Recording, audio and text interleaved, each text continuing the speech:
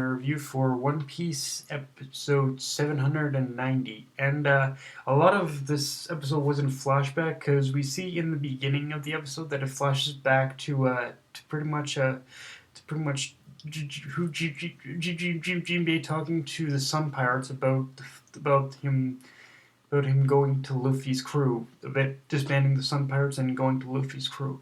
And just the mere fact, and if you think about it, just the mere fact that all the crew was pretty much in support of Jinbei's decision, as well as the fact,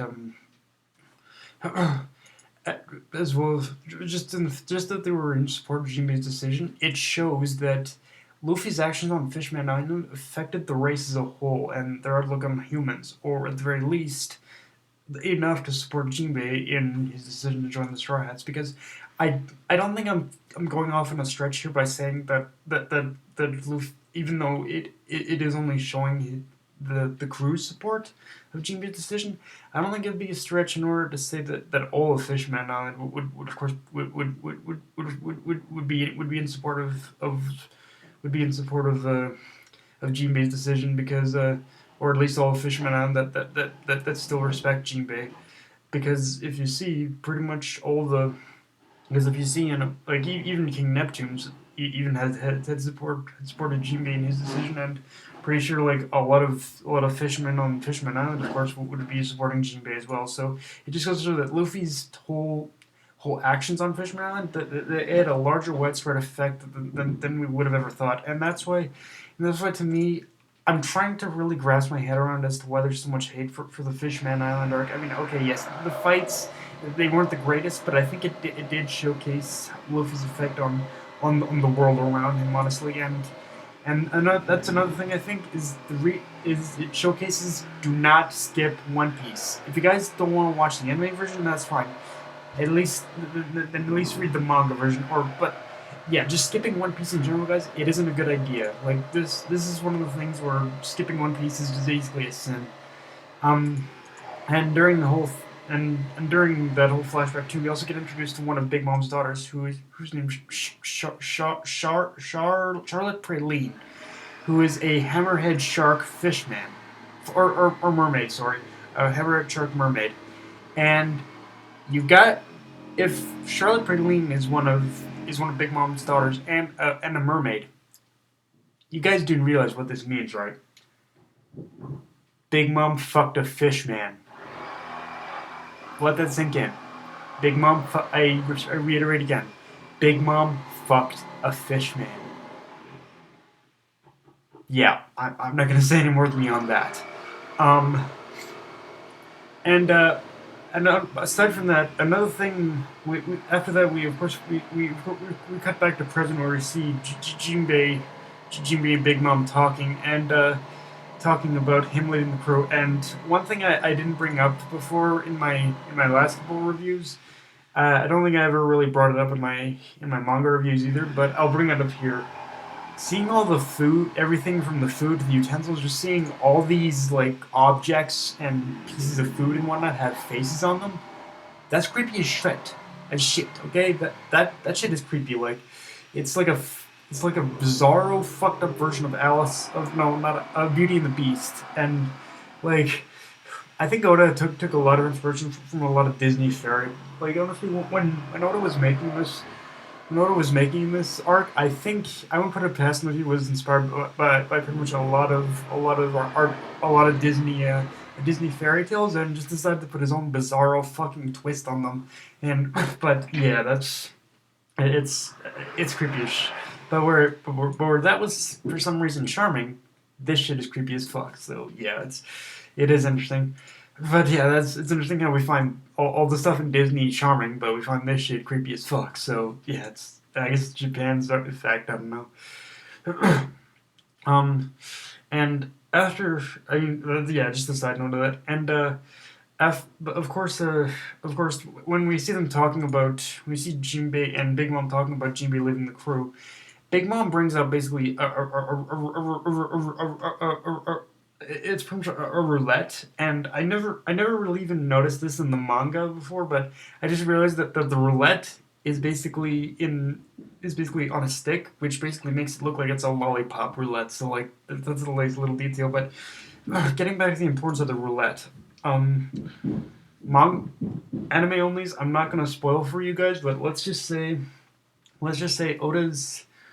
say the decision Jinbei makes with that roulette is it might actually surprise you guys. But on that note, if we look at the roulette in general, we can see that there are there are four particular images on the roulette. One is basically a Jolly Roger of what I can only assume is basically Big Mom as a queen or something. The other is basically a weird black face or something. Then the others are legs and arms. So the legs and arms one is pretty obvious. We can assume that if Jinbei's roulette lands on the leg or the arm, we can probably assume that he's gonna lose a leg or an arm if he rolls on that. Um, if he rolls on the whole on the black bubble face or whatever, we can. I get the feeling he's gonna lose at least a good portion of his lifespan, because if we remember in the last episode, uh, the basically Big Mom ripped out her son's entire soul. But I also wonder if she can control. If Big Mom has as much control as I think she does, I think she can control how much lifespan she basically rips off a person's soul, I think. And although the one about the only one that still confuses me is the one with the queen. I'm not sure what exactly you'd lose if you landed on that. But yeah, I'd say in this case the things Jimbe has to worry about is losing an arm, a leg, or a lifespan, or part or all of his lifespan. So yeah, I'd imagine that's what Jimbe is going to lose if he lands on any of those. But and you got to think that in itself is really kind of fucked up. Like the only way she's gonna let him go is if she loses any of those. But I guess we got to remember that Big Mom at the core is still a pirate, so it's not too far off for her, I guess. But yeah, but it is also kind of freaky in a way to think that yeah, Big Mom's roulette is in the shape of a lollipop too. Like the roulette is on a stick, which and since it's round, it looks like it's a fucking lollipop roulette. So yeah, there's that too. So yeah, it's weird and in a very fucked up, charming kind of way, I guess. Um, after that, that whole tense moment with the roulette between Jinbei, we learn a little. We cut back to the Straw Hats, where we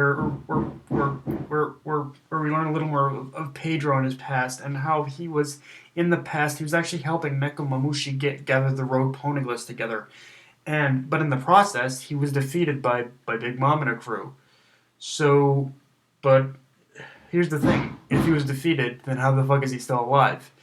It's more than obvious, I would say, that he probably he rolled the roulette and then booked it out of there. Um, Now, if you see, if you, at this point we've pretty much noticed that he has one of his eyes covered, his eyes covered with his hair. So I wouldn't put it past it if if um if he probably lost either and maybe maybe probably some of his lifespan too, and then but yeah, after getting defeated by Big Mom, he was probably so yeah. After getting Pedro was defeated by Big Mom, he was probably offered the chance to roll the roulette. He did. He lost probably part of his lifespan and or his eye, one of the two, and then he probably booked it out of there. And many people were probably going to call him out on being a pussy or being a weakling. But think about it. Could you guys take on Big Mom? I don't think so. I know I couldn't. I would be too fucking scared to face Big Mom. But yeah, guys, that's pretty much. But yeah, guys, that's pretty much my review. It was a good episode. It was just giving us a lot of focus on the roulette in this. a lot of focus, I think, on that roulette in this episode, or even foreshadowing on the roulette in terms of other people that have done it. But yeah, a good episode overall. I'd give it like an 8.5 out of 10 or something like that. But 8.5 out of 10 for sure. But yeah, guys, it didn't do a lot. But yeah, guys, that's my review. If you enjoyed the video, like, comment, subscribe, or follow me on Twitter and Facebook. That's anyway. Signing off. Later, guys.